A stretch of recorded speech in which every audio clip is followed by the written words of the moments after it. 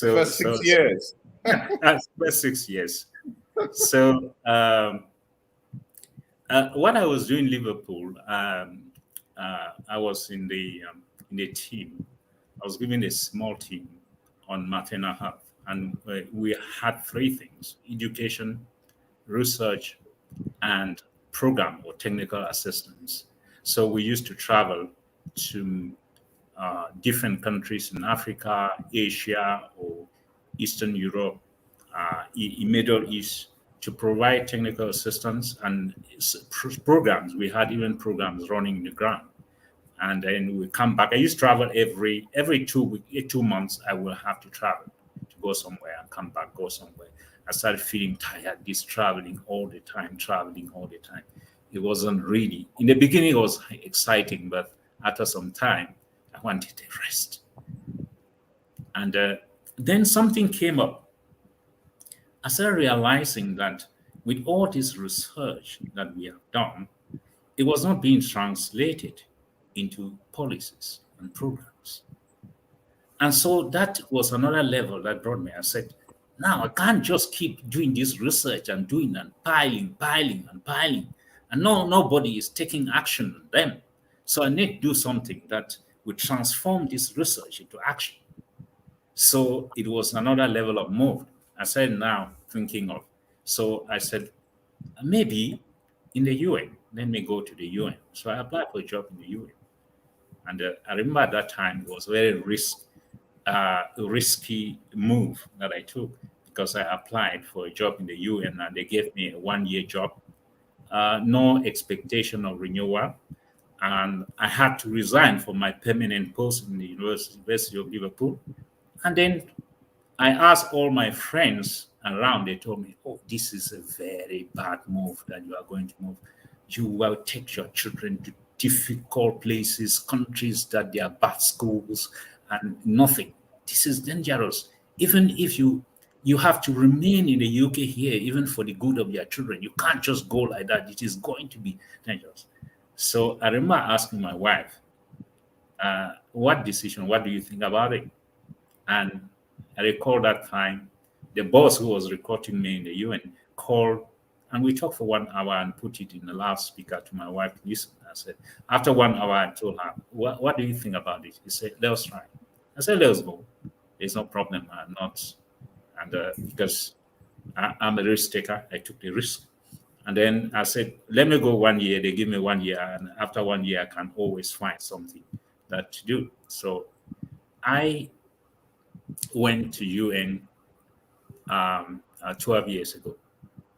So, and I moved quickly up the UN ladder.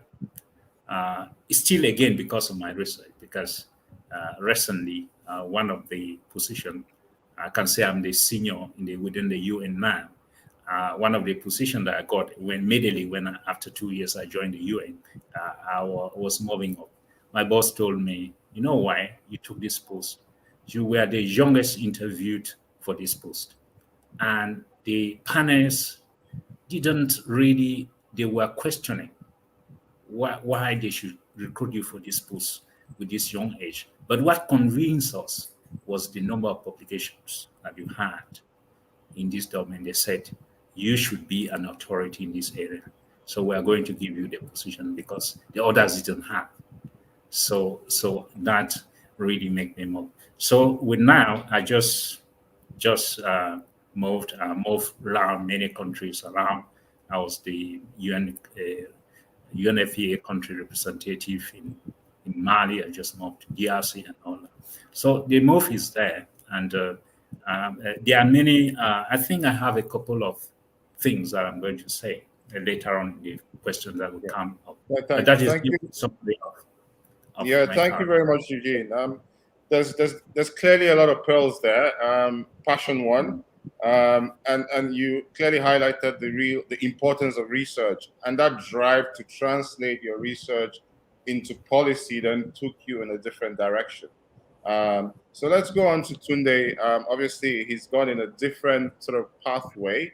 Um, And so, Tunde, just tell us a bit about how you got to be where you are, because I know your background obviously is in medicine as well. Yeah, so again, thanks to everyone for including me with such an esteemed panel. And yeah, I think I've taken a slightly different route in terms of my career background. But just to tell you a little bit about myself. So my father's Nigerian, my mother's Jamaican. And in keeping with the theme of this evening so far, I was born in Liverpool. So obviously the best football team in the world, as you can see.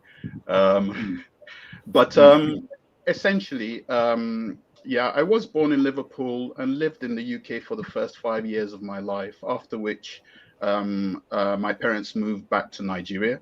And I went to school in Nigeria. And then, for various reasons, my secondary education, I got bumped up 2 years um, ahead of where I should have been. So I started secondary school about the age of 9, essentially. And we're talking about boarding school in Nigeria, which I know when you say boarding school, everybody thinks, wow. But to be honest, it was more like a military camp in lots of ways. So it was a tough life, but it kind of made you very disciplined, very determined as well. And I left school having got my A levels in Nigeria and my first opportunity to go to medical school at the age of basically, sorry, background, at the age of 15. And my father looked and said, "No way, I'm not letting you go to medical school at that age, too young." And he said, "You got to do your A levels and spend 2 years just repeating everything you've done." And I said, "Why? I mean, I've already got this. Why can't I move on?" He said, "No." And so he decided to tempt me by saying, "Okay, I'll make you a deal. If you're willing to go back to the UK and do your A levels all over again from scratch, so yeah, 2 years, then you can stay in the UK and continue to study." And so I embraced the idea, came to London, did my A levels all over again, um, got my qualifications. I was still a little bit too young to apply for medical school, but I did.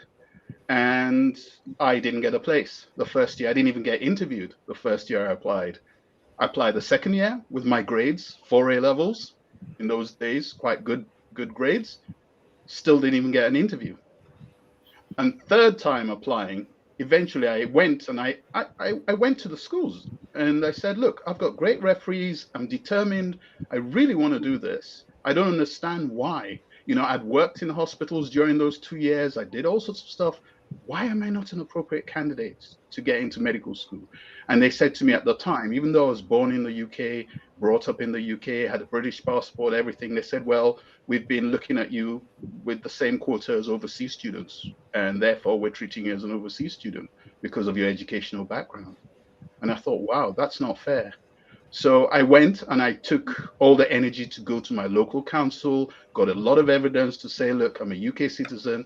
And eventually they gave me a place the third year. And actually, I had about 5 interviews and I got 4 offers. And I chose to go to University College London, where I did my medical school training and qualified in 92. Now I qualified and then I did various jobs. Mainly, I started off as a trauma surgeon, so doing trauma surgery, a lot of surgery, and then ended up as an emergency medicine registrar, so junior registrar in any emergency medicine. But during that period of time, I took some time to work in the US in a trauma unit voluntarily for about 9 months. And I also worked, incidentally, it was during the first Gulf War. I worked in Saudi Arabia as well for a little while because my father was working there. And so I did a voluntary attachment. And I saw what was possible in terms of trauma surgery and everything then. And I came back to the UK and I started getting frustrated to think, well, why can't we do the same? Wealthy country, why can't we give our patients the same level of care? And so again, I got a little bit frustrated. I was an A&E registrar, I think about year 2 or so. And then I decided, no, that's it. I want to leave. I saw the future of the NHS, a lot of frustration, and I thought I've got to do something different. But I didn't know what else existed out there. I just didn't know what as a doctor, what else can you do other than medicine? I had no idea. So I decided to do an MBA, a master's in business administration, and try and see if I could build up some, at least just a bit of insight into what exists, what do other people do, what's the difference between sales and marketing, what do consultants, you hear this role about, sort of I'm a management consultant. What does that actually mean? What do you do? I don't think anybody still knows, but that's a different sort of point altogether. But I thought, okay, doing an MBA would help me to gain that insight and maybe help me with my career path as to what I wanted to do.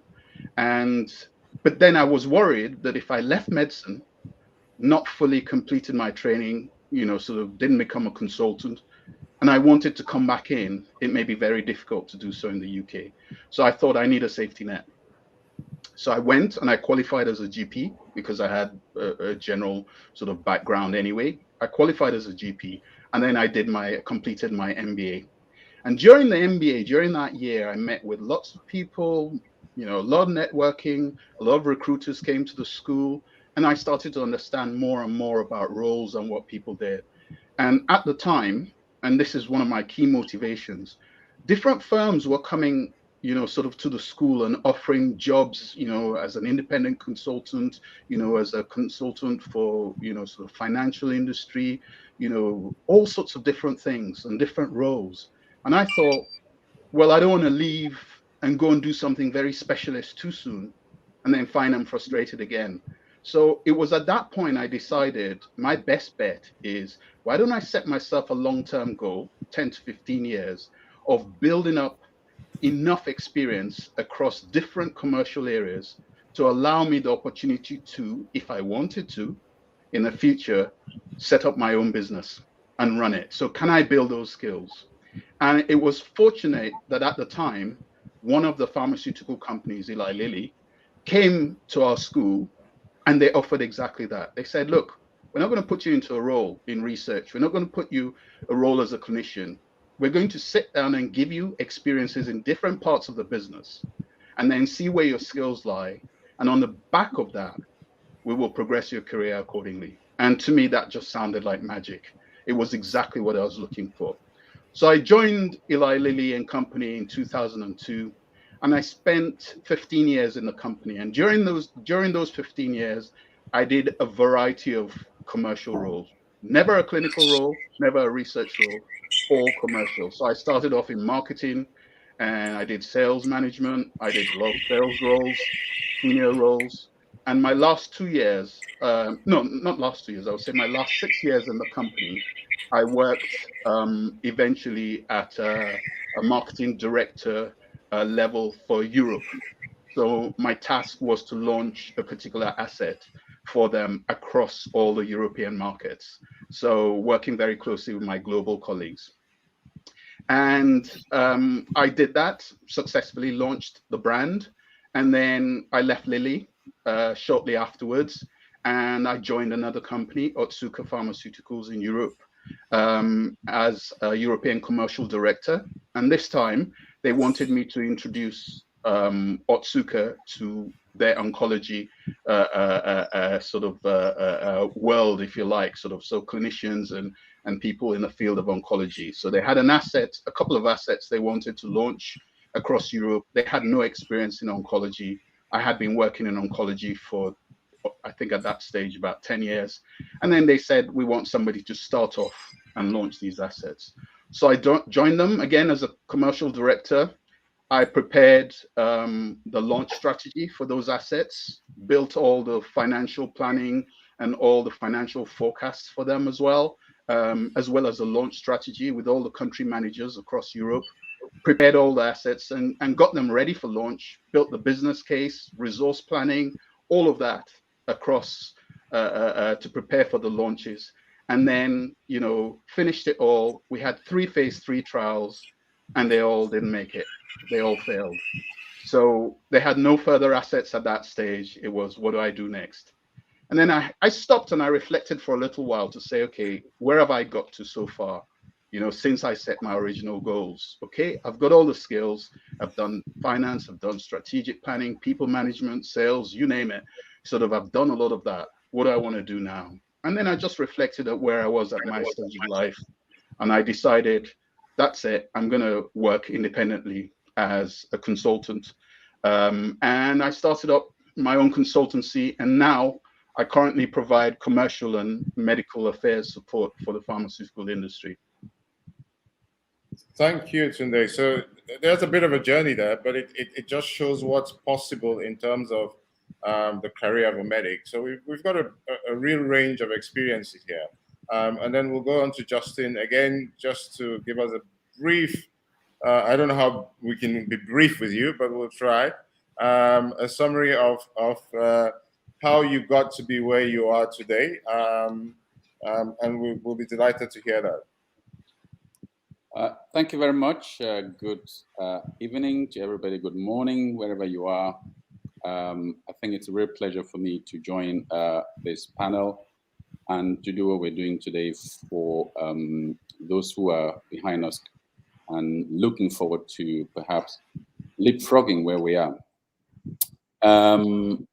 It's a real privilege for me, having listened to Eugene, Angie, and now Tunde. I don't know where to start.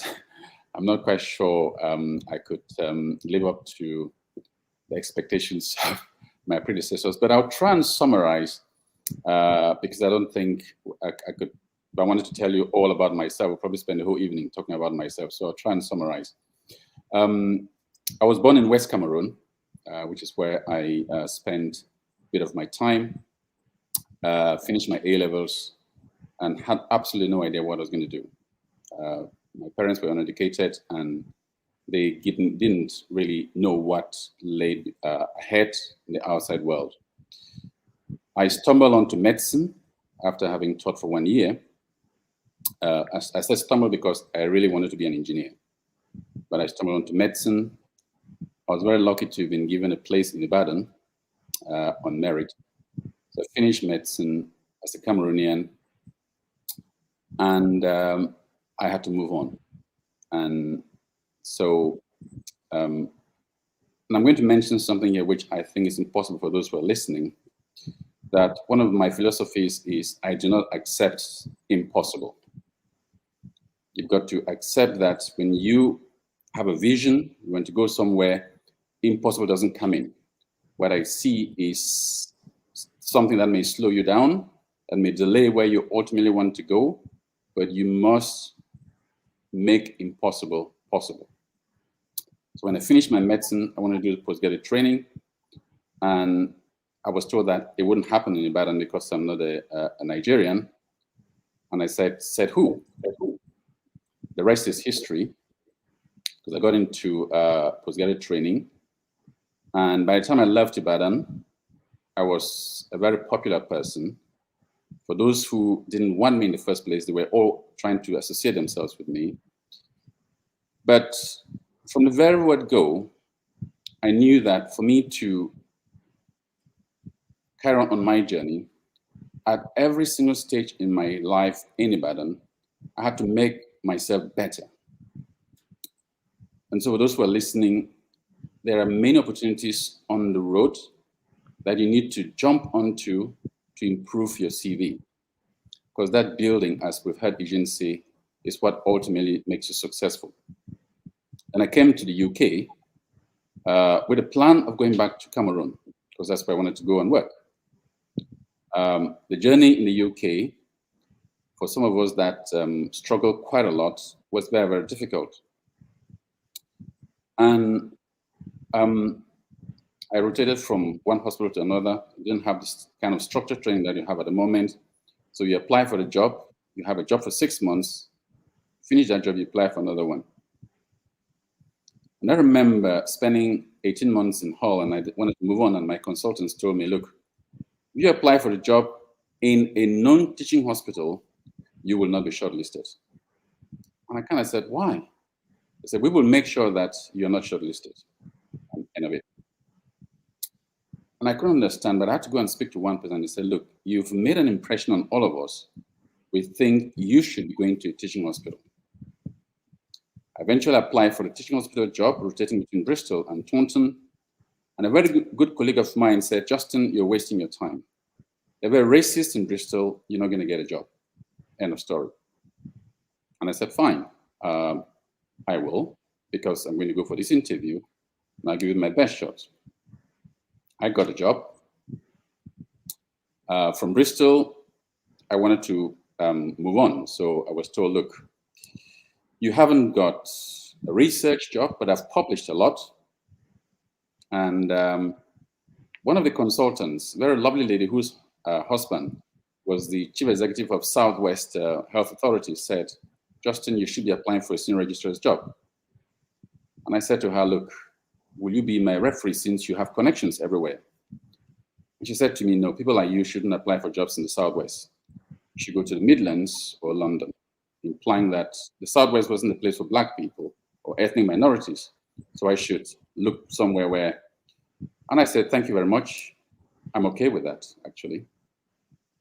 So I applied for a research job in Leicester, and it was one of the most difficult research jobs. Everybody kept telling me, what are you going to do this really complex thing? How are you going to be successful? But in my mind, as I've said to you, I've always turned the impossible to the possible. I walked into Leicester, did my research, and I was fortunate enough to have a mentor who believed in me. And so in terms of our journey, in whatever we're doing, you need from time to time somebody who believes in you, supports you and directs you. I finished my MD, and I wanted to move into an NHS position, you know, because I couldn't see any Black professor in the UK. In fact, there was no ethnic minority professor in Ops and Ghana in the UK. And I said to myself, why do I go into academic medicine knowing that in the end, I wouldn't be successful? And my mentor, I had an encounter with him. It wasn't very pleasant. So I went to look at a job in Birmingham. And before I came back, they had rung him to say, look, we want Justin. He refused to talk to me for a few days. When he eventually got me into his office, he said, why have you let me down? I was confused. What have I done? You don't think you're good enough to be an academic? And I said, no, I don't. I'm good enough, but I cannot see a Black professor in the UK. So why do you have to face all these difficulties? And he said, you've come all this way. You want to give up? I said, yeah, I do. And just like Tunde, I'd done an MBA, and I'd done a degree in law because I wanted to expand my opportunities. In the end, he insisted that you are an academic, that's what you want to do, that's what you love doing, and I do love research, I love teaching. And he said, you want to go and become very certain the NHS? I said, no, it's okay.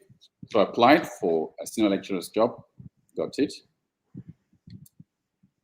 And I told myself, I would give myself 4 years. If by 4 years I hadn't become a professor, I would move to the NHS because academics didn't make money. But in the NHS, you could do private practice. Then I was headhunted for a job in New Zealand to go and become a professor in New Zealand. And I loved it. I wanted to go. I did go. And again, we fell out. And he said to me, you're going to a part of the world which is not as developed as the UK, and you're going to a job as a professor, but actually it is just like a senior registrar in the UK. And by this time, I was getting a bit jittery. At the end of 4 years, I said to myself, look, I need to be moving on. So I started applying for a professor's job. No, I didn't. I was waiting for one to come up. So one came up in my unit, applied. To cut a long story short, they wouldn't shortlist. So 1-2 months, they didn't shortlist. So a job came up in another unit, applied. They got to know about it. By the time I came back from Edinburgh, I had a shortlisted letter through the post. And I got my job as the first Black professor in Ops and Ghana in the UK. Then, one of the things that struck me was, on my way to becoming a professor, I stumbled a lot. And I didn't think that we had enough mentors enough black mentors, and I talk about black, I'm talking about black and ethnic minorities, who could support and nurture youth, the younger ones, which is where I came in with my courses and support for the juniors.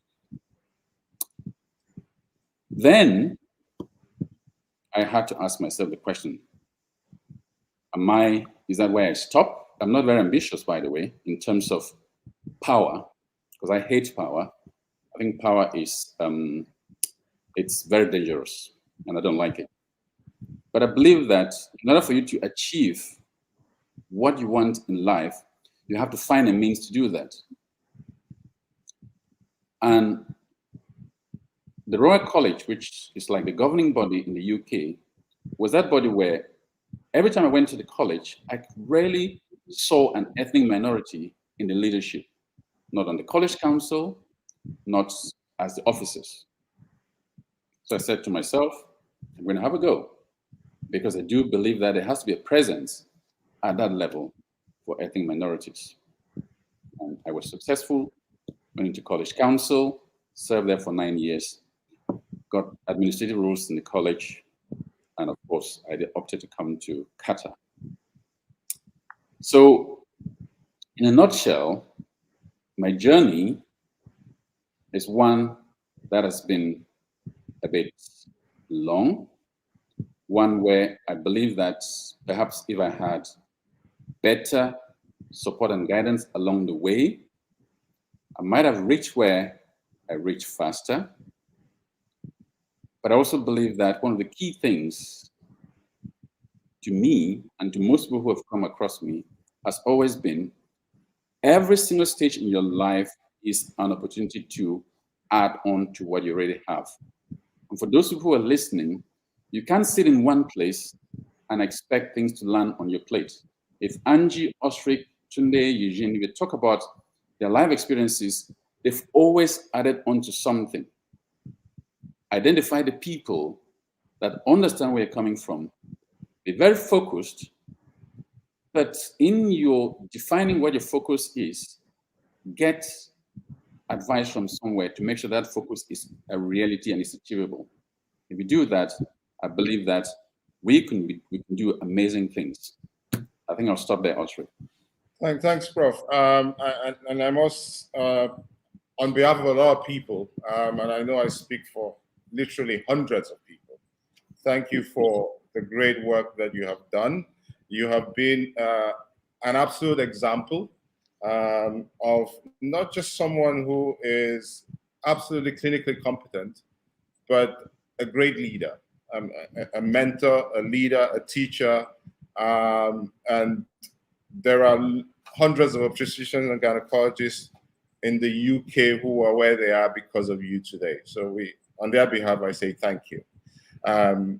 We've already sort of started to touch on some of the issues I wanted to raise in the next question.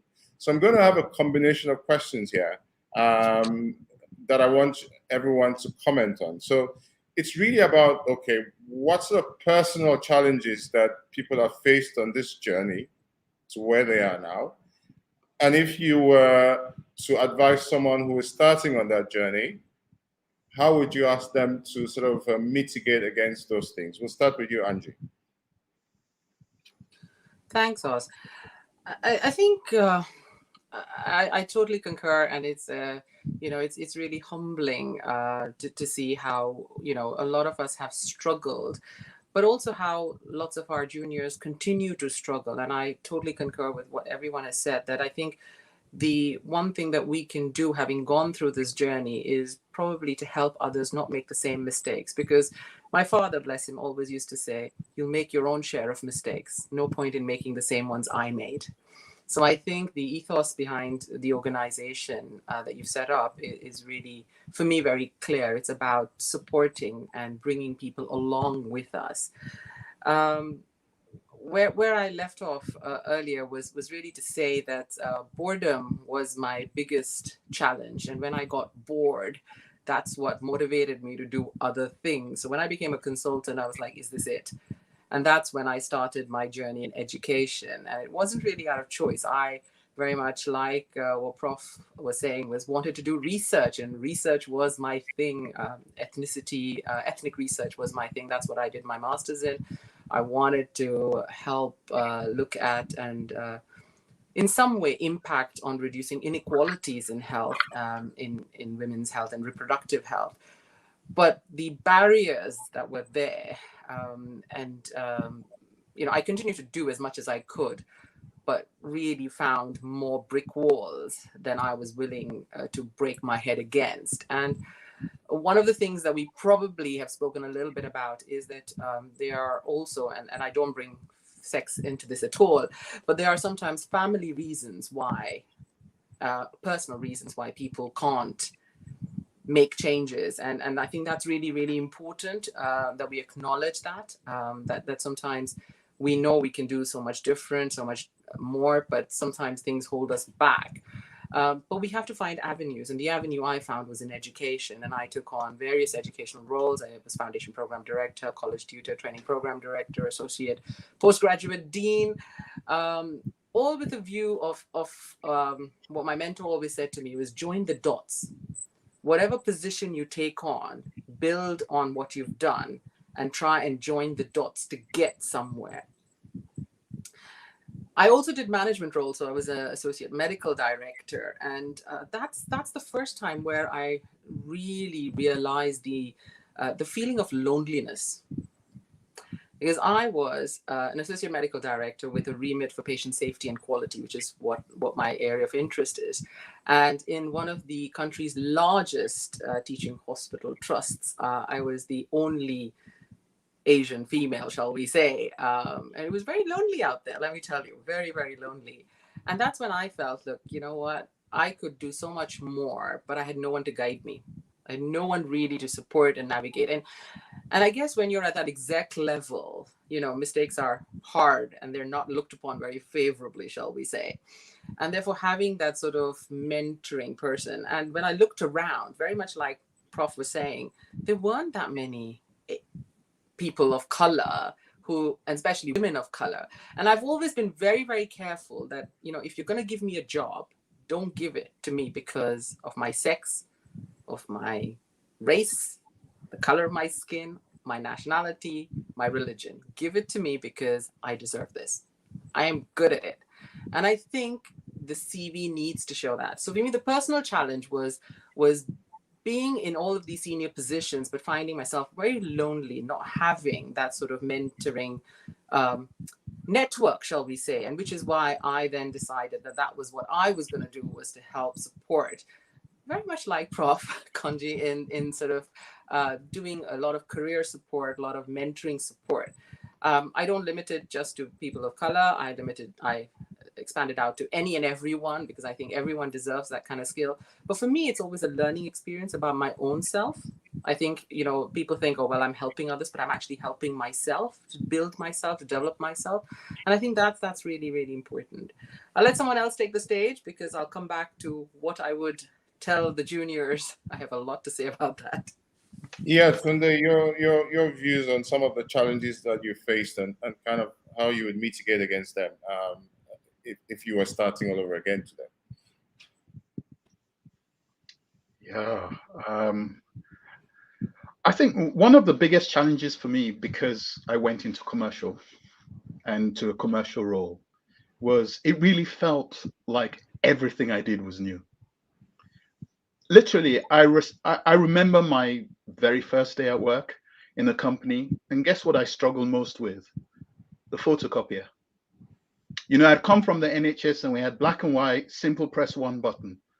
I came to this big machine with all sorts of buttons, color, staple, do whatever, and I remember that day thinking, how am I going to navigate this? There's so much. It felt almost like everything that you came across was new, and there was just so much. So when I tried to do my strengths and weakness analyses, to say, what am I good at? What do I need to work on? It felt like I was putting 3 things as strengths and like about 27 things as potential weaknesses.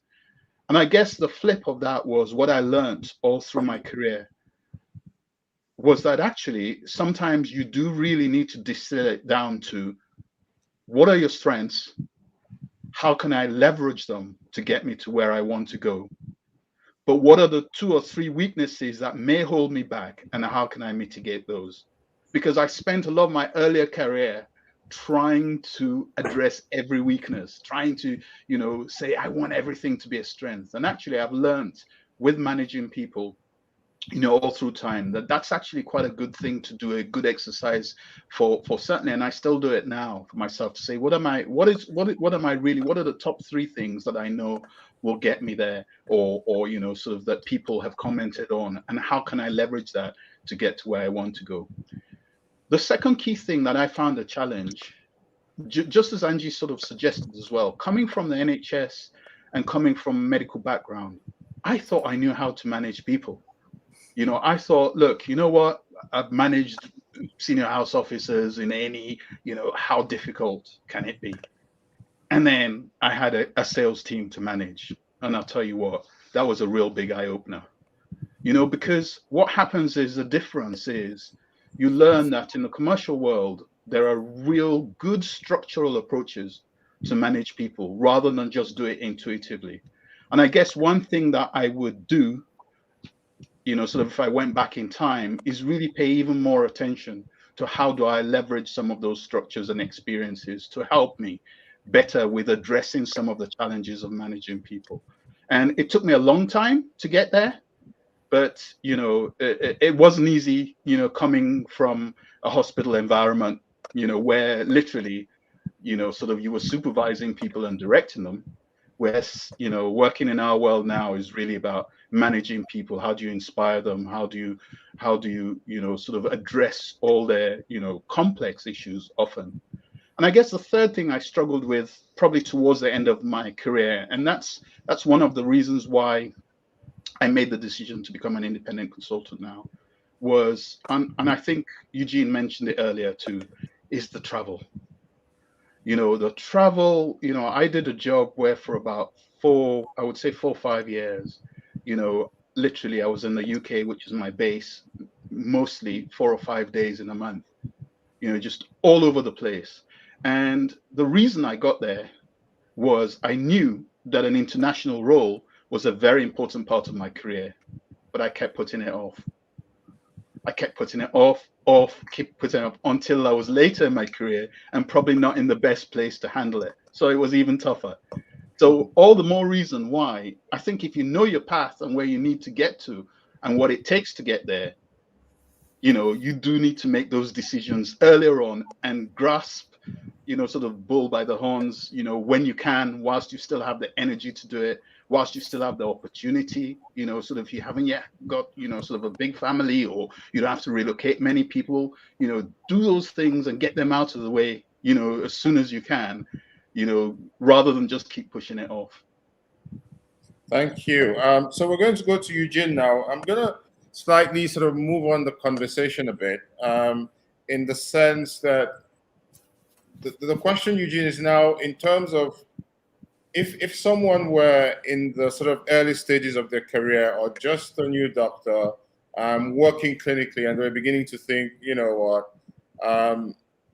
I need to sort of think about other things. What kind of other options do you see for the medics available today? What kind of alternative careers do you think there are out there for young doctors, or older doctors for that matter? Yeah, thanks, Ulrich, for that questions. As a medic, there are a wide number of uncountable number of options out there for a medic. You can take up a career in a preclinical field, in the clinical field, in public health field, the management field. You can go any direction you want to go. If I take myself, trained as a doctor, trained as an obstetrician, and then trained as a public health right to the PhD level. And then I do an MBA, and I'm doing now diplomacy. I'm a diplomat. So it's all over the place. You can't go any direction as a doctor. But my advice for young doctors is that do see opportunities rather than challenges. In every life, there are always challenges, you will see challenges, but try to see opportunities, because in every challenge lies an opportunity. And the size of the opportunity is equal to the size of the challenge that you are facing. So the bigger the challenge, the bigger the opportunities. Don't focus on the challenge. If I take myself, when I was unable to get a scholarship for MPA, I did OBGYN. And that took me a long way, because if I just went public health directly, I shouldn't have progressed the way I did in my career. The fact that I did train as an obstetrician and then did public health made it a completely different scenario than the one I did. So it was an opportunity which I wasn't seeing, because I was just seeing. And I can take an example within the UN, and that goes to the second point which I would like to make, is about persistence. Don't give up. I have removed from my vocabulary, as Professor Justin Konji said, a word like quit, cannot, unable, impossible, improbable, failure, unworkable, hopeless, retreat. They are not in my vocabulary. I don't believe that those things exist. There is always an option out there if you persist.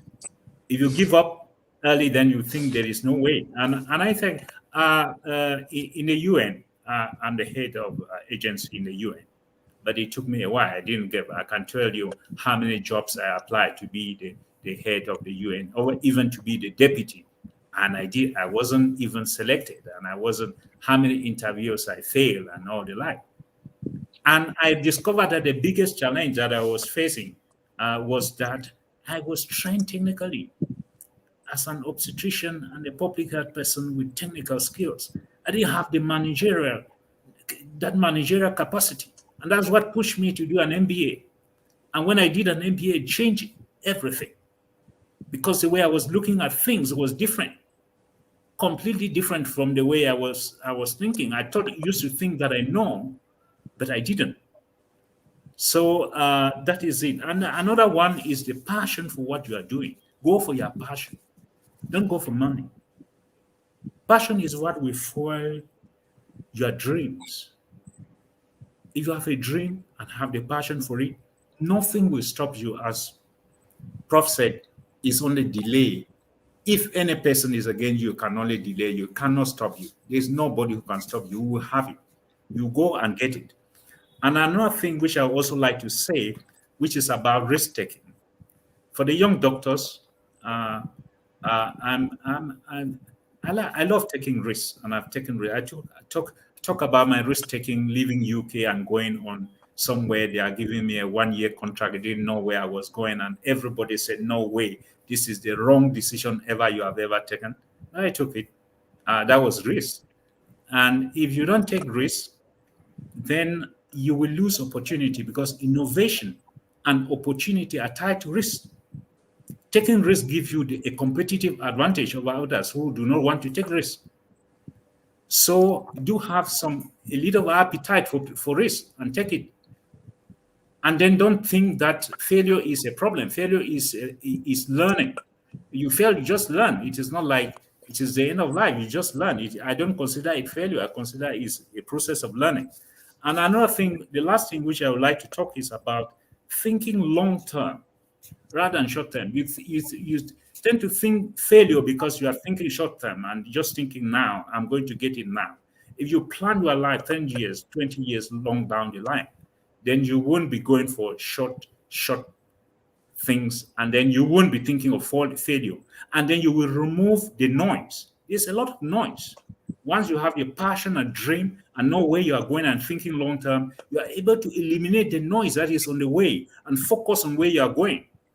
Otherwise, you will get distracted and then go with everybody and all the like, and you will not follow your dreams very well if you are distracted. So really think long-term. I will advise that look at things from the long-term. I tell my children, for example, that success is equal performance time squared.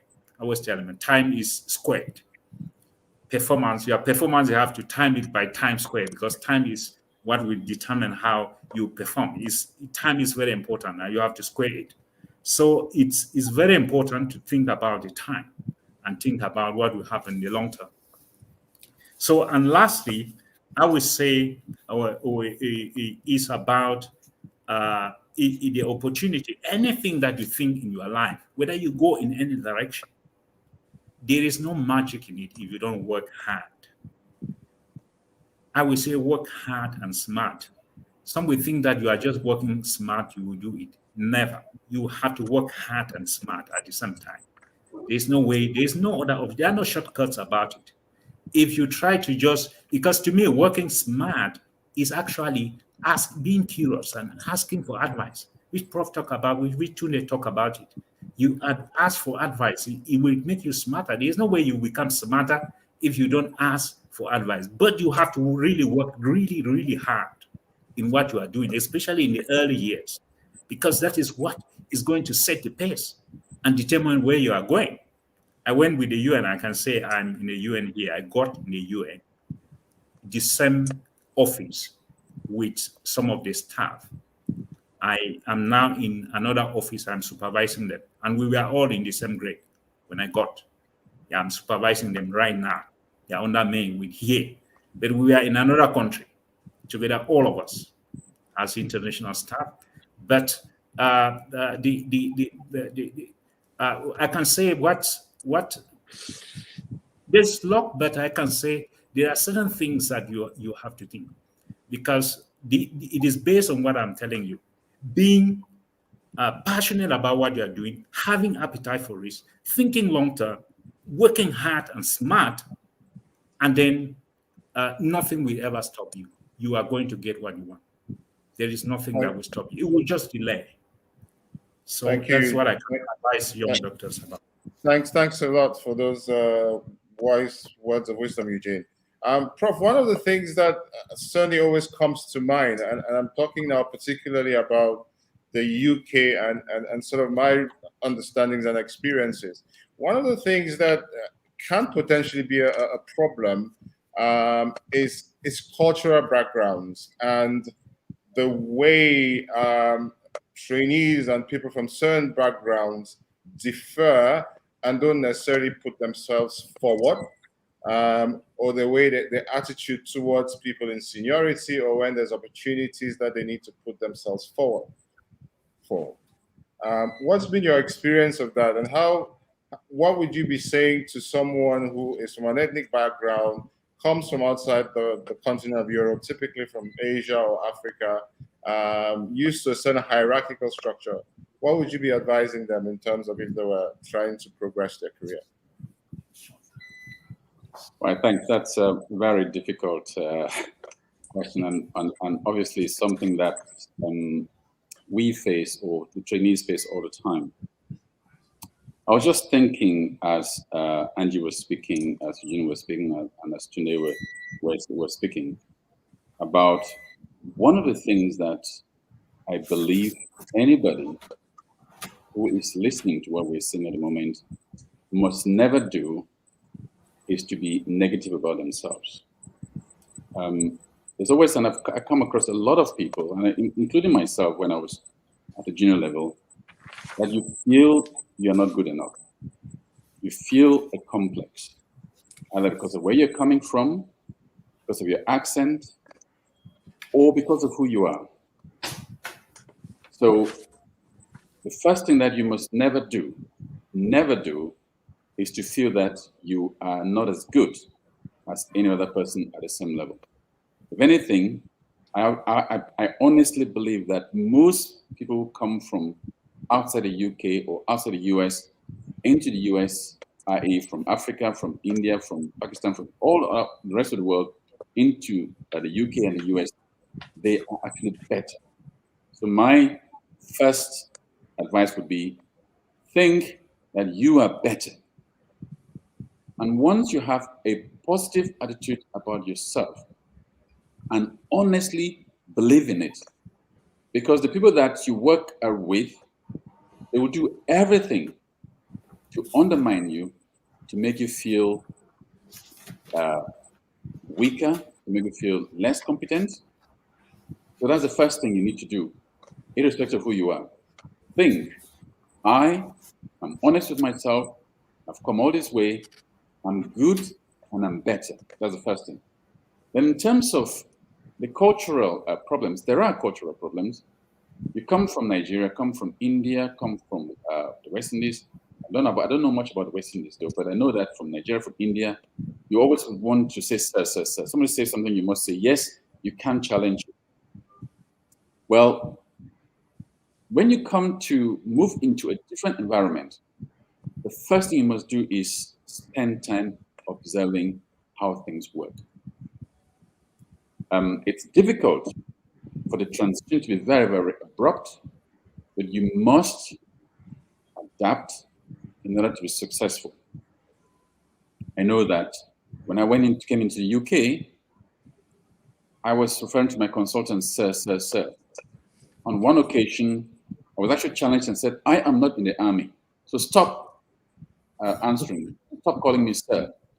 And I found that very, very difficult because in Nigeria, I couldn't call my senior registrar by his name. It was just not possible. And you couldn't challenge anybody who was senior to you. So if you go to some of these countries, and I'm talking about the US and I'm talking about the UK, spend just a bit of time, maybe a month, and learn the culture, and then be part of the culture. Do not overdo it, because you also find people who want to show off that not only am I better than you, I want to show you that I'm better than you. So try, be honest with yourself, believe that you are as good, if not better, learn the culture, and adapt. The last thing is identify somebody who has come from the same environment, the same background as you, who has now embedded in that environment, and link up with them, because that way you will learn and learn very quickly. That's how I'm going to respond to that also. Yeah, thanks, Prof. That's really useful.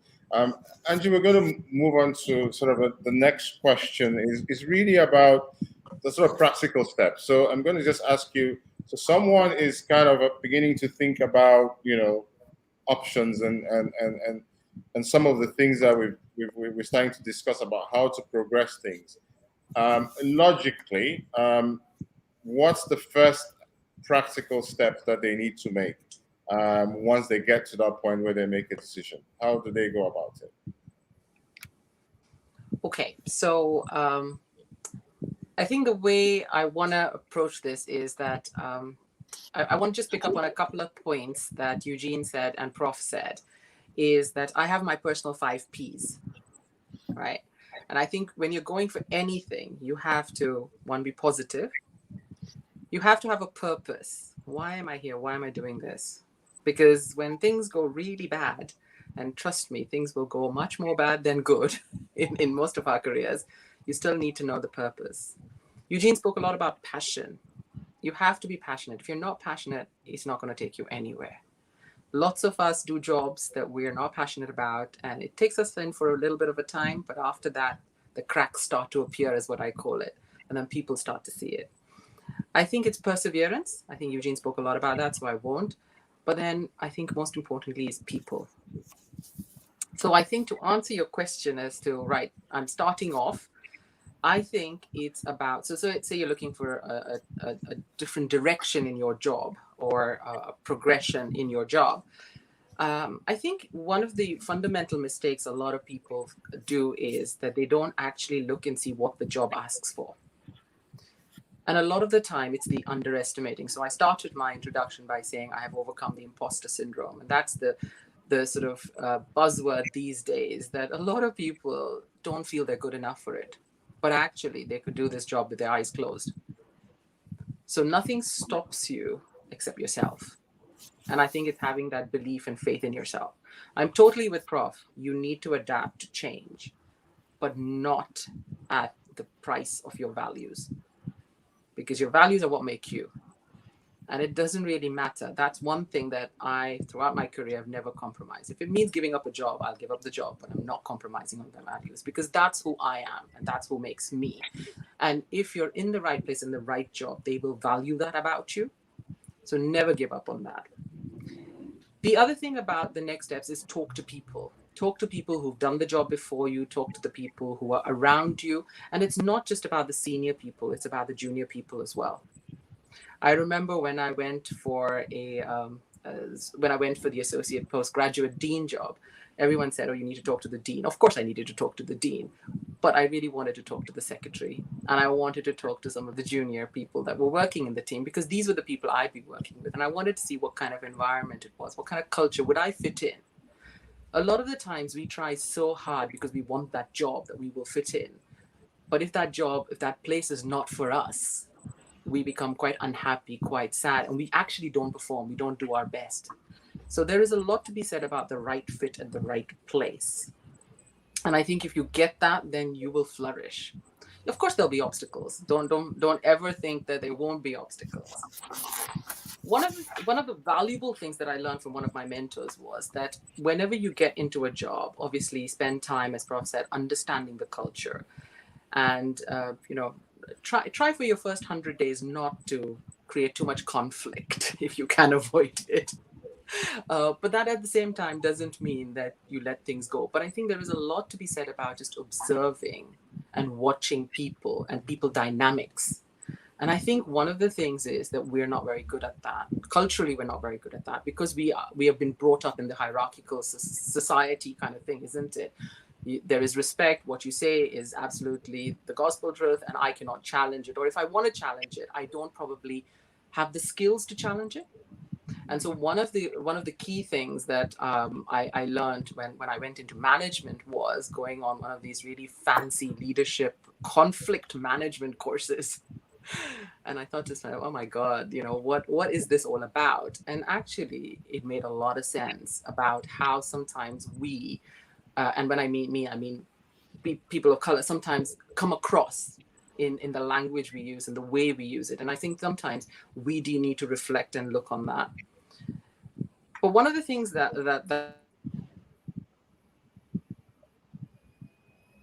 what senior colleague said to me once was, have a CV. Make sure you have a CV and look at your CV every 3 months. And I said, but nothing's going to happen in 3 months. Whose CV builds in 3 months? He said, it's not about that. It's about reflecting on your achievements. When you look at it, because a lot of the times you feel like, well, I'm not doing anything. I'm not progressing. Where's this going? My life's come to a standstill. And that can be quite demoralizing. But looking at your CV and saying, you know what, look what I've achieved. What have I done? I actually have done a lot. But also, looking at your CV helps you motivate yourself to think, okay, these are gaps. These are areas where I want to build. One of the things I really emphasize, and I'm really doing the whole mothering thing here when I say this, and I don't apologize for it at all, is that I see a lot of my junior colleagues now burnt out. In this quest to get to this destination, and I know my colleagues here have spoken very eloquently about being focused and getting to their destination. I, for one, am a prime example of where the destination has changed so many times that I sometimes now don't even think about the destination. I think more about the journey of getting where I want to get. And I think it's really important that we focus on what matters. And what matters is you, right? Because no job, and these are Prof. Conji's words, not mine, no job will give you a hug when you're sad. And no job will put you to bed when you're sick. The only people who can do that is family and friends. And you need to make time for that. So if anyone's starting on a career, please make sure that you balance that bit. Because that bit, I think, is really, really important. We forget about that. And the number, in Obs and Gynae in the UK, we have an iteration rate of 33%. That is 1 out of 3 trainee will not make it through a training program. And that, I think, is a waste of a career, but also waste of a speciality where we are so in desperate need to improve women's health. Yeah, absolutely. I mean, thanks, Angie. There's so much to ponder in those statements, and that leads me nicely to the next sort of question I was going to ask, and that's going to be to Eugene, because I was just going to ask the next thoughts were, what are some of the really, can you just give me a couple of really important things when you're beginning to think about this change possibly that you really need to consider, you really need to put in the center of your thinking? What would be two important things that you would be telling someone that's thinking, what things do they need to really emphasize, think about before they make that change that would make them a success? Yeah, thank you, Osric. As medics, very often many doctors will tell you they have changed their careers, or their direction several times. And what I will advise from my experience, the first thing is that do follow your dream. And then if you are changing, actually think about, is this something I really love doing? I really want to go for it. And if it is true that you really want to go for it, is the first step that you are going to succeed. And then you need to really translate that into some goals. Say, well, in 5 years, I want to be here, 10 years. I love thinking about long-term goals and then acting short-term rather than just acting immediately without thinking long-term. And the first step, moving from 0 to 1, is more important than moving from 1 to 10. So you need to make that first move. And so you need to make it. Once you determine that you are going to make a shift, you have to make a move. And the first is the most important. Having a plan, even a bad plan, is better than having none. So do have something and say, well, this is where I want to, this is the direction I want to have, even if it is not a good one. And then it's also important that you stick to your goals rather than following the masses. I was telling my son, who is actually in Nottingham University, I asked him, why do you want to go to Nottingham? He said, well, my friends are going there. I want to go with my friends. I say, are you following the friends? So you are really going with your goals and having your distance. So really, don't just follow friends or follow masses, everything that everyone is doing, but have your own brand. You have your own brand. You're different because I do believe that each person should have his own brand and different. And we have all seen that what Justin, Tundi, and Angie said, each person was different. The way he moved and what he did in his life is different. You can't just follow people and follow what they're doing. You can't compare yourself or what you are doing with other people. Compare with your goal. It's not about competition. It's about seeing whether you are achieving your goals and going for them. So, and that will help you filter the noise, because every day there will be thousands of information, especially where information era, that you will need to prioritize and go for the right one. If you don't know where you are going and you actually think, even if you're watching television, you know how much time I'm spending. I am spending time in something that is really want to go for it. You have to, otherwise you will just go everywhere and you don't have a focus. So you need to really prioritize, and then you filter out the wrong information that will take you out of your way. I think that is the few points and the 2 points that I want to make. Thank you very much. And Tunde, in terms of just along the same lines, someone's kind of thinking career change, are there any sort of particular things, given the sort of move that you made, that you would think are really important for them to consider at the get-off, at the beginning of that plan? What would you be saying to them? So my points relate pretty much to what Eugene has said. I think one critical thing, and I've seen we do tend to make this mistake quite a lot as medics. We're very talented people. Okay, so we're not just clinicians. We're strategists. We're used to coping with difficult situations. We have so many generic skills that we don't realize are so valuable outside of the world of medicine, as in clinical practice, when I say that. So when you're thinking about alternative careers, you've got to really try and reflect and think about what capabilities do you have.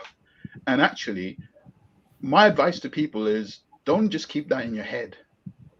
Anybody who's worked for me in any of my teams will tell you that it's one of my mantras, and people always say I nag in quotes about this sort of thing, but I say no. I want you to own a development plan, your own development plan, and have it on your wall, written down, to say, here are my goals. As Eugene says, these are my 10-year goals. This is what I want out of life in 10 years. Okay. Don't relate it to jobs. Don't say I want to do this job or that job. Think about the capabilities and the skill sets, and think, what are the things I want out of life? Sort of, do I want to be my own boss? Do I want to work in a team? Do I want to lead a team? Do I want to manage people? Do I want to travel around? Think about those goals, and then focus on, as I said earlier on, focus on where you're strong, try and leverage them to get those goals, and then only pick out the things that are going to hold you back from those. Because that way you kind of prioritize.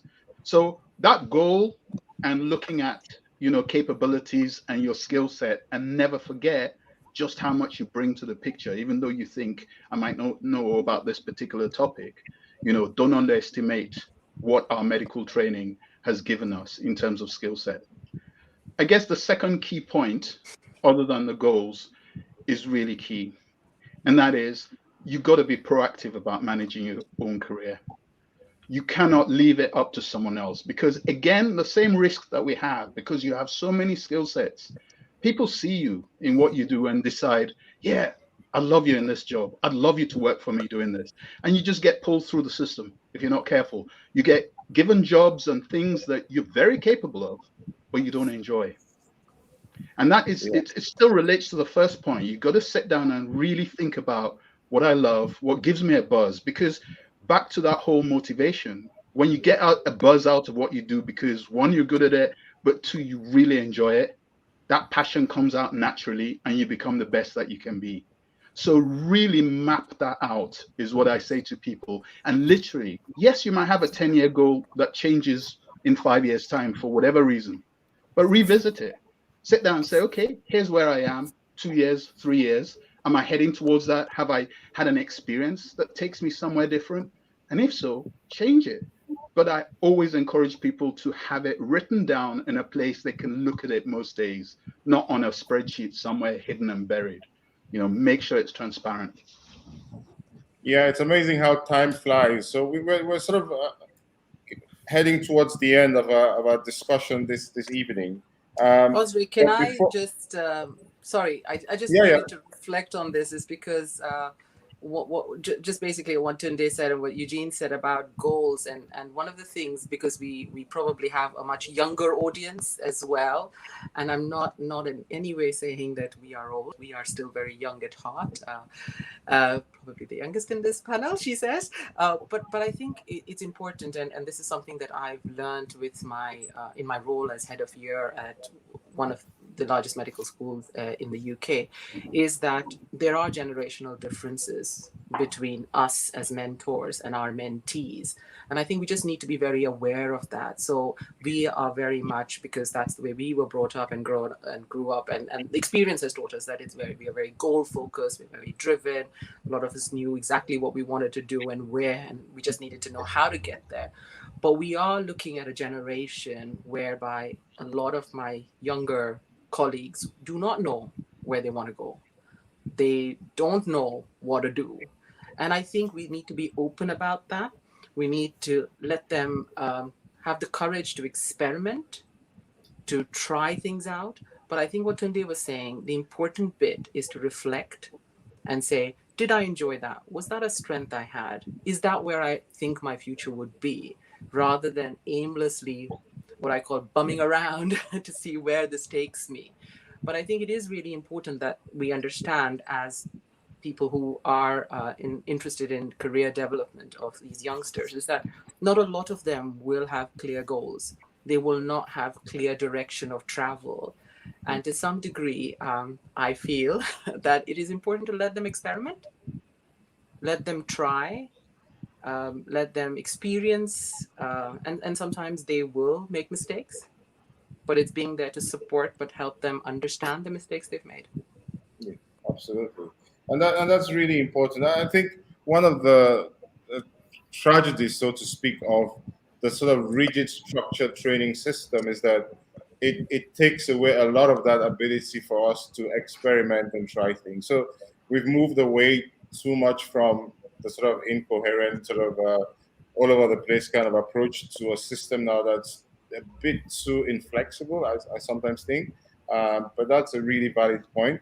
So I'm just going to go to to Justin now, because we also have some on this webinar who are sort of very early on in their careers, and maybe some medical students as well.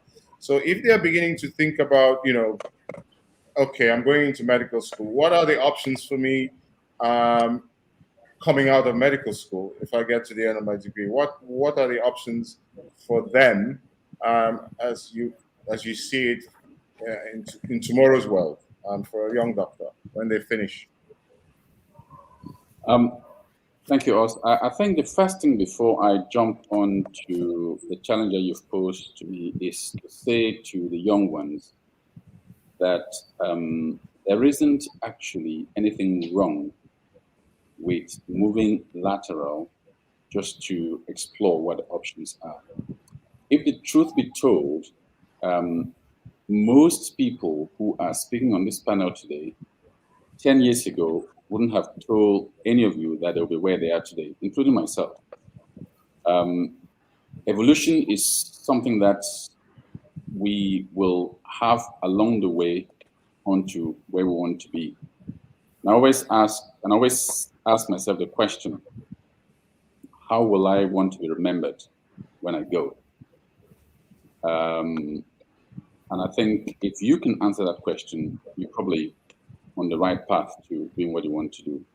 But coming back to the question, Osri, I think the opportunities that the medical students have at the moment when they finish medicine are much greater and are much wider than they were when I finished medicine. There are things that are going to drive medical practice in the next coming decades. We're looking at things like artificial intelligence. We're looking at nanoscience. We're looking at robotics. We're looking at drones. A lot of things that are very exciting. To go back to Tunde, drug delivery, systems of drug delivery, interventions that will significantly influence how we manage patients at the moment, including how we actually consult and investigate patients. These are real opportunities that are not available to you in the classroom as a medical student. But something that as you are coming through medicine, you need to look wider and see where the world is heading to in the next 10 to 15 years. There's going to be an explosion of technology, and I believe that the opportunities are enormous. So for the students, you are studying medicine at a very exciting time. And I think you would be doctors of tomorrow that are very different from what we know are doctors today. And how you make that successful is how adventurous you are in medicine. And as Tunde said, I think it's Tunde who said it, that you have to think outside the box in terms of innovation, in terms of creation. And as a medical student, don't think that, well, I cannot be creative, I cannot be innovative, because some of the greatest things that are happening today are coming from students, are coming from people who sit, think, and ask questions, and then generate answers. So that would be my final word to them, and also to say, please don't forget that spending too much time studying and all you do is studying never pays anybody. There has to be a real balance between studying, between finding things that you do that you really enjoy, that take you out of medicine. Because when you come back, you focus very well. I mean, Angie said something which I couldn't remember actually mentioning to her, but I did say that. That in my book, there are three very important things in life. One is your family. Two are your friends. And three is your career or your job. You cannot exclude any of them in your being. Absolutely. That's really great. Thanks, Prof. So before we come to the final sort of question that I'm going to ask every single panel member to comment on, if you are a young person that's kind of looking out there for information, I want every panel member to just give out any resources or where people can find information in terms of career options, where to go, how to access mentors and things like that. So I'll start with you, Angie. That's easy. It's called Google. Google. Google.com has the answer to everything. Absolutely. But so what are they looking for in Google?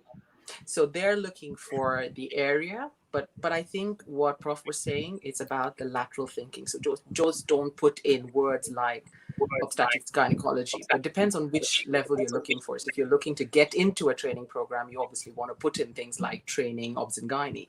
But if you're probably at my stage, say looking for other careers, then I'm now looking at my words going to be in my search engine would be Masters in Public Health, United Nations, policy, obstetric drug delivery, artificial intelligence, patient journey, patient experiences. So it's what you're interested in, those search engines. Because to be honest, if it's out there, it's on Google. Or Google will find it for you. That doesn't mean that all the information is correct. You have to validate the information, and that's where your phone a friend, a learned friend comes in. And Eugene, so I'm interested in the United Nations, for example. As a young person, where do I go to get the information on what opportunities are out there? Obviously, Google, I suppose, but as an inside person, I'm sure you know where there's more secret stuff hanging. I think Angie said everything is Google. Because you will get to the website, and on the website you will find a lot of information. You will find the strategies, you find policies, you will find jobs, you will find internships. But I do believe for the young people, what is more important, and that is what I learned myself, is that do not believe that you get or you know everything, and that is a trap. That is a trap that most medics will get in, because we are quite very smart, intelligent people. The problem with intelligent people is that they tend not to ask for advice because they believe that they know. And that is where my wife comes in, because she keep on advising me. And I learned from her that I need to take advice from others, because I used to believe that I will know. She would call me and say, "Hey, just ask this person, what is it?" And then when we asked it, then I discovered that, oh, she was right. So please, I learned that it's very important. Do ask people. Don't believe that you know everything. We are so smart, but there is no one who is so smart that he knows everything. And asking those who are have the experience, who may have validated the information, who can validate the information for you, is very important. And that's what I can say in this question. Thank you. Thank you. So clearly, one of the really important lessons is to choose your life partner very carefully. Absolutely, without a doubt. So choose your friends more wisely. And your friends also very carefully. Tunde, anything in terms of the pharmaceutical industry where people can find the appropriate resources and information? Is there any sort of central resource? So it's growing. It's a growing area, but I tend to agree with my colleagues around Google, sometimes even LinkedIn, looking at other people's profiles, can give you some idea, especially people who open up their profiles, can give you an idea on their career path. So that networking is useful from that perspective. But specific to my industry, it's growing in terms of the amount of information in the pharmaceutical industry, but the Association of British Pharmaceuticals Industry, the ABPI, do have a careers website where actually, if you go to it, it will tell you a little bit more about what sort of jobs and what are the various roles. So it's not a bad starting point for somebody who doesn't know much, but I think for somebody who already, has quite some insight, still worth looking at. But then I think the bit around really networking and speaking to people, going to events, as well, very interestingly, as medics, we often go to congresses, and you have our industry people on stands, booths. Go up to people, chat. What do you do? How did you get there? Network. Thank you so much. I think we shouldn't forget about virtual networking, and I think in a virtual world, chat rooms, blogs, those kind of platforms are really, really now taking up when people are looking for advice, looking for people who have done those jobs that you want. And looking to network as well. So one shouldn't underestimate these. They weren't there in our days. Yeah. You actually had to make an appointment to go see someone. Now you just get into a chat room. I think at the beginning of this, I thought 90 minutes was going to be a really long time to fill, but it's flown by, and there's so much more that we could still discuss. But unfortunately, we're at the end of today's webinar. So I'm just going to give you each just 30 seconds to just, what would you tell a younger you now if you were at the beginning of your career? And I'll start with Angie on that one. 30 seconds. Be happy, enjoy the journey. Thank you. Eugene? Do not forget your health. Take care of your health first. That's what I learned, but sometime late. But I think take care of your health is more important. Yeah. Important advice. The balance is important. Tunde?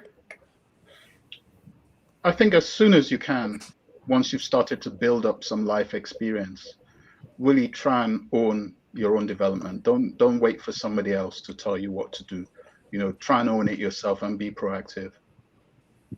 Thank you. And Prof. Justin? I think you would have said everything. I think my advice would be honest with yourself and make sure that whatever you do, you enjoy it. I think if you do that, you will be successful. Thank you all. Thank you all so much for your time this afternoon. I'm really, really grateful for you all taking time off on a Friday afternoon to spend 90 minutes with us. I'm sure our audience would have benefited from this. And just before we close, we've got one of our senior trustees there, Tumani, who is founder and president of the African Research Foundation. And I'm just going to ask him for some thoughts on the evening's proceedings before we end our webinar. Tumani. Thank you very much for giving me the opportunity to say a few words. One word to describe what's happening this evening is fantastic. I myself, even at this later stage in my career, learned a lot, and saw some of my failures and where I am not, perhaps where I'm supposed to be by now. Just one statement that I want to make also is that I agree. Don't be scared. Don't be frightened. Don't worry if you fail. For me, what I've learned is that failure is a part of life as much as success is. And actually, don't enjoy success until you've tasted failure. Thank you. Absolutely. I think there's no better way to, if I say anything, I'll just spoil the end. So thank you all for your time this evening.